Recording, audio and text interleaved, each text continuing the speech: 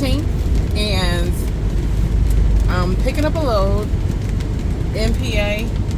I had no idea it was going to snow today, so this is the first snow of the year for me, anyway, that I know of in PA as well. But yeah, I'm on my way to pick up a load, and here we go. Snow, slowing me down a little bit because it was sticking. Now where you see right now, it looks a little clear, but where I just came from, it was sticking on the ground. And they have, of course, they have the PA don't play with the snow plows. PA be ready. Normally PA be out with the snow plows the night before, salting, because PA is that prepared.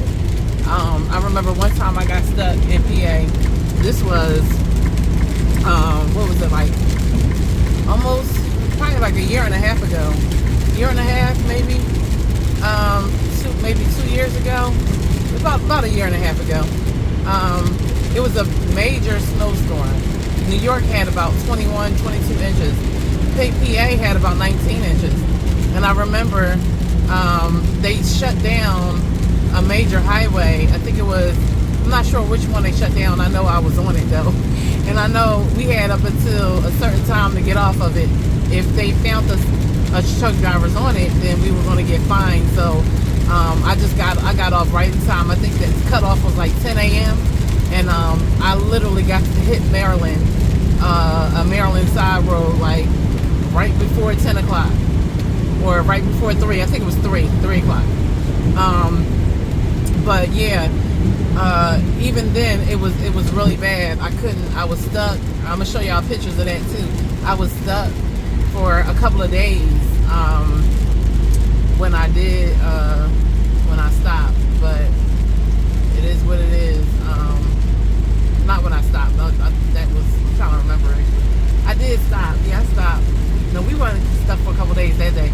We were stuck for some hours because it took a long time to shovel our way out of there. The snow was like all the way up, and we had to shovel our way out of there. It was another time though in PA where I got stuck, and I was stuck in for some days. I was trying to get out of there. I was trying to drop my load that Friday because I knew what was coming. I knew that the snowstorm was coming, and I was trying to drop my load early on a Friday. I believe it was Thursday or Friday. And what happened was the snow, when I went to go drop my load off at the receiver, they said that they needed, their system was down.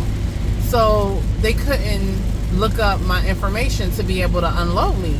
So I was just like, oh no, that's crazy. So I went back to the truck and called, at the time I called my fleet manager, and he was out, so somebody else was taking his place.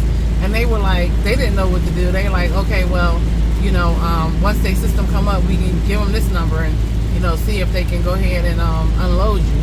It wasn't until the next day when it was this nice lady, because they was like, look, at a certain time they were going to shut their gates where no truck driver can come in to get unloaded or loaded. They were like, look, at a certain time we're going to close our gates, so you have to leave. And I was like, well, I'm here to at the receiver, thinking I came early to unload the night before. So I'm like, look, I'm here to unload. Why would I leave without y'all unloading? Why would I leave? You know what I'm saying? But they were like, well, we got to shut our gates. So, at that particular cutoff time. So they were like, because the snowstorm was coming. So they like, look, we know it's going to get chaotic or whatever. We're going to need to shut our gates. So I was like, can y'all please just figure out how y'all can get them numbers or get y'all system up or whatever y'all got to do, make a phone call, whatever, so y'all can get me unloaded. And they ended up, unloading me. It was a nice lady the next day. She was nice. She was a lady. Let them know, like, go ahead and unload her. They unloaded me, and I was able to get unloaded. And I didn't even get that far because the snow had already started that Saturday. It had already started. So I went, it was either Saturday or Sunday.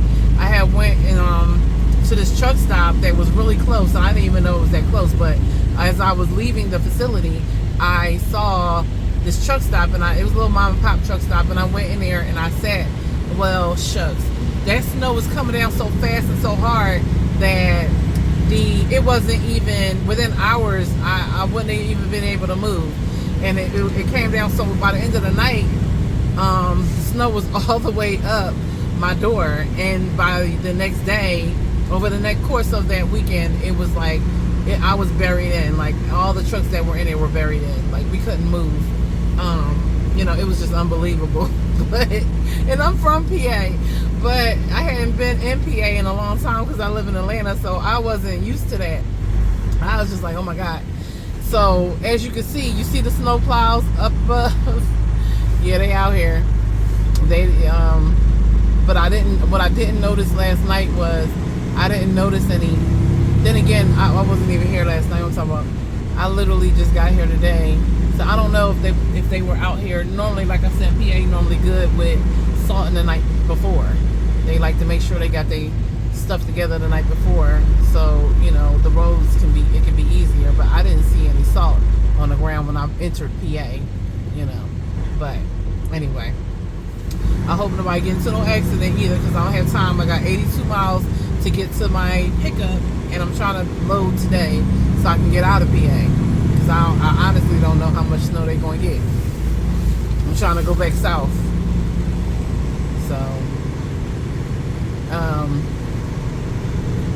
but as you can see, it's starting to come down.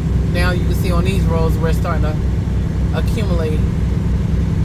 So it went through like accumulation, and then it just looked wet, and then accumulation again. So we'll see what happens. But I'm just trying to pray that I get out of here. Like, I'm just trying to get past this. Now, when y'all driving, though, I'm going to just say this, because some people can't drive in the snow. So you just got to be patient. Like with the person in front of me right here. Let me see. I don't even know where they from. I can't see that license plate. I'm going to turn this defrost on. Sometimes when you're driving, like one of my windshield wipers, my windshield wiper on my side isn't working as good as the one on my passenger side. So I'm definitely going to have to switch out my blades. Let me tell y'all something. When it starts getting cold, like we talking about November, December, January, be prepared. Get your blades switched if they need to be switched out. Get it done early, because what you don't want to do is you don't want to be driving your big rig and you're driving and it starts snowing or heavily raining and you can't see. You need to be able to see clearly. Like this right here is building up, and in some cases people will think that their windshield wiper is broke when really it's just frozen. It's just ice on it. Like, and it don't mean it's broke. It just means that you need to defrost it.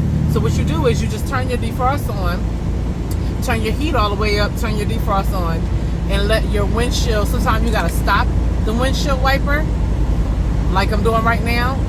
So just so that it can get some of that heat down there, unthaw that ice off of your windshield blade, and then go ahead and proceed to wipe again.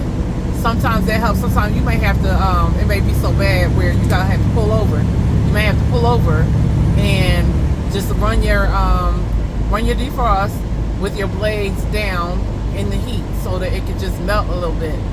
And if it ever gets to the point where you just can't see, just pull over and just, in a safe spot, pull over the next rest area, truck stop. And if it's coming down that bad where you can't see either and you can't see the road, try to just find an exit to go off of, and that way you can be on the ramp. Just try not to, it says prepare to stop and crash ahead. See, this is what I'm talking about.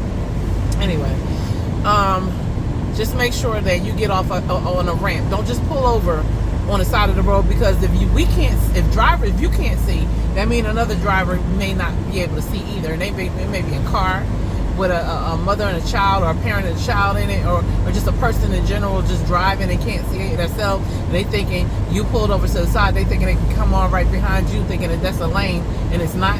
So just make sure that you try to go. If you want to pull over, that's fine. Just try to get off on a ramp, okay?